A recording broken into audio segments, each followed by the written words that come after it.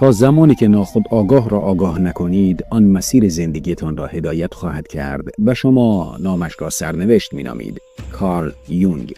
سلام. تصور کن یه صدای مزاحم توی سرت هی تکرار میشه. تو نمیتونی این کار را انجام بدی، یا چرا همیشه همه چیز رو خراب میکنی؟ این صدا فقط یه صدای ساده نیست، بلکه مثل یک کارگردان پنهان داره زندگی تو کنترل میکنه. خوش اومدید به قسمت اول ویدیوهای سری معجزه با کتاب. من رحمان احمد فخرالدینم و امروز با هم میریم تو عمق باورها، صدای درونی و رازهای مغز. این سری چند قسمتی قرار باورها رو زیر و رو کنه، نشخوار ذهنی رو خاموش کنه و نشون بده چطور خودت سرنوشتت رو بسازی. منابع من هم کتاب‌ها و مقالات علمی معتبر هستند. باورها عینک‌های نامرئی که دنیا رو تغییر میدن. باورها مثل فیلترهای پنهان اینستاگرامن. بدون اینکه متوجه شی، رنگ و رو و شکل همه چیز رو عوض میکنن. مثلا باور داری من همیشه موفق میشم یا هیچ وقت به جایی نمیرسم. این باورها فقط فکرهای گذرا نیستن، بلکه احساساتت رو شکل میدن و تصمیمات رو هدایت میکنن. یونگ راست میگه، ناخودآگاهت مثل یک سایه پنهانه که اگه نبینیش زندگی تو میدزده و میگه این قسمتته. باورها تو عمق ذهنت قایم میشن و بدون اجازه زندگی تو میچرخونن. اما خبر خوب اینه که میتونی پیداشون کنی و تغییرشون بدی و این سری دقیقاً راهش رو نشونت میده. باورها از کجا میان؟ باورها یهویی ساخته نمیشن، از تجربه‌های زندگیت و چیزهایی که دور و برت میبینی و میشنوی شکل میگیرن.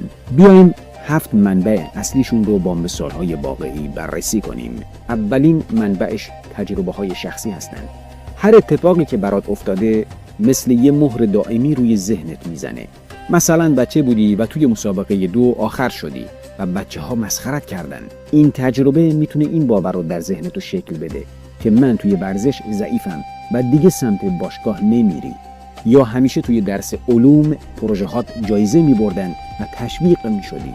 حالا باور داری من توی حل مسائل علمی قویم و با اعتماد به نفس چالش‌ها رو قبول میکنی. این تجربه ها پایه باورهاتو میسازن و بعداً صدای درونیت رو تحت تأثیر قرار میدن.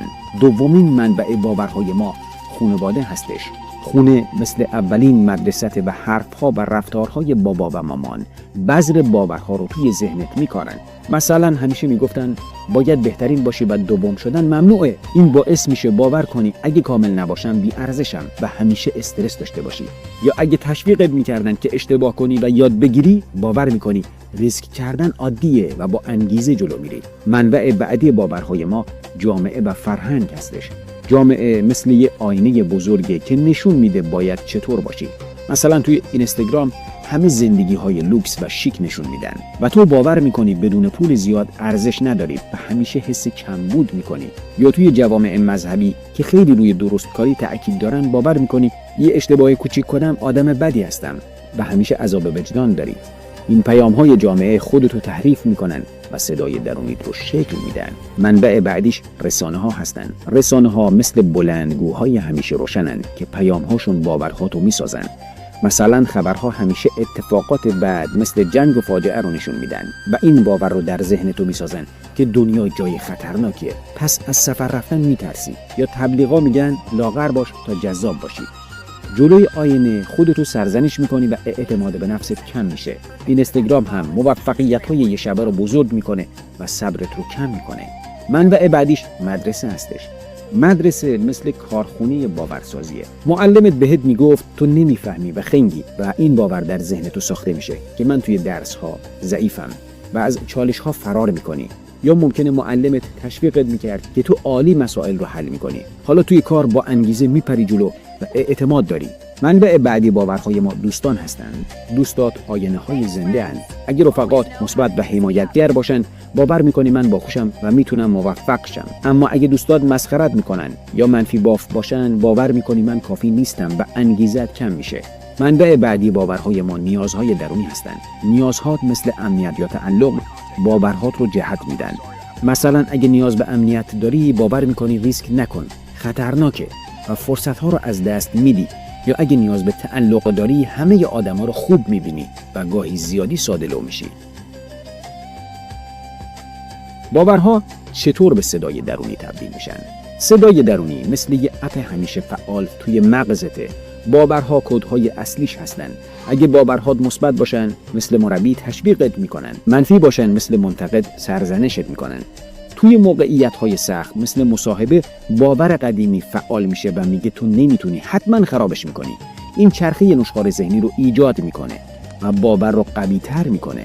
مثلا سارا از بچگی باور داره ریسک خطرناکه، چون باباش همیشه بهش میگفت ریسک کردن خطرناکه. حالا توی شرکتشون بهش پروژه جدیدی پیشنهاد میکنن، اما صدای درونی سارا میگه اخراج میشی. اما اگه سارا این باور رو بشناسه میتونه تغییرش بده. مغز ما مثل یه ارکستر پشت صحنه عمل میکنه. مغز باورها رو میگیره و به صدا، تصویر و احساس تبدیل میکنه. حالا بیاید با هم ببینیم چجوری این کار رو میکنه. رشته پیشانی مدیر منطقیه.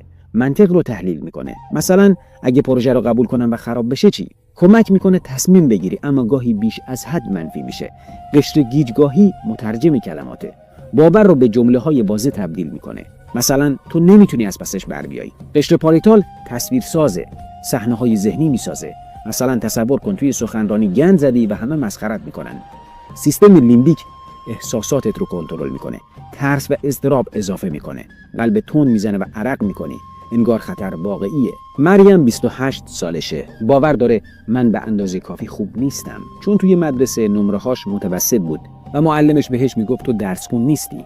حالا قراره توی شرکتش یک ارائه مهم به مشتری‌ها بده. قشر پیشانی شروع به تحلیل میکنه. اگه ارائه خوب نباشه مشتری‌ها قرارداد رو لغو میکنن. قشر گیجگاهی این فکر رو به جمله تبدیل میکنه. تو هیچ وقت به اندازه بقیه خوب نیستی. قشر پاریتال یه تصویر ذهنی میسازه که مریم وسط ارائه گند میزنه و همه با ناامیدی نگاش میکنن.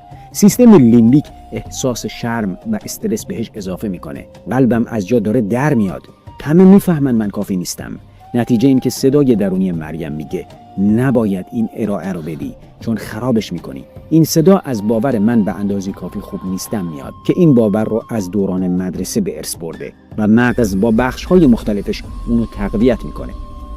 احمد 40 سالشه. باور داره جهان جای خطرناکیه، چون توی رسانه‌ها همیشه خبرهای بد رو میبینه. حالا میخواد سفر بره. قشر پیشانی تحلیل میکنه که اگه اتفاق بدی بیفته چی؟ قشر گیجگاهی جمله میسازه مواظب باش، خطرناکه. قشر پاریتال تصویر یه فاجعه توی سفر رو میکشه. سیستم لیمبیک ترس اضافه میکنه. قلبم تند میزنه. در نتیجه صدای درونی احمد میشه نرو، بهتره توی خونه بمونی. این باور از رسانه‌ها میاد و مغز اونو به صدا تبدیل میکنه. یه جمع‌بندی داشته باشیم. باورها از 7 منبع میان، توی ناخودآگاهت لونه میکنن و مغز اونها رو به صدای درون تبدیل میکنه که میتونه منتقد یا مربی باشه. این سری قدم به قدم تغییرشون رو یاد میدیم. شناسایی کن، چالش کن، بازنویسی کن. سرنوشتت دست خودته، نه ناخودآگاهت. خلاصه این که باورها همون عینک نامرئی از 7 منبع که گفتیم در ذهن ما ساخته میشن و مغز با قسمت‌های مختلف یعنی پیشانی، گیجگاهی، پاریتال، لیمبیک اونا رو به صدای درونی تبدیل میکنه. هکشون کن تا از زندان ناخودآگاهت به پرواز برسی. دوستان اگه این ویدیو جرقه ای زد لایک بزن، کامنت بذار صدای درونیم چی میگه و حتما سابسکرایب کن و زنگوله یادت نره تا قسمت بعدی هک باورهای منفی و خاموش کردن نشخوار ذهنی رو از دست ندی. این فیلم رو با دوستات به اشتراک بذار تا با هم بدرخشیم. حالا یه جای آروم بشین یا دراز بکش. با هم 3 نفس عمیق میکشیم و آرامش رو به همه وجودمون هدیه میدیم. دم از بینی، بازدم از دهان. دم عمیق بگیر، بازدم عمیق. دم، بازدم.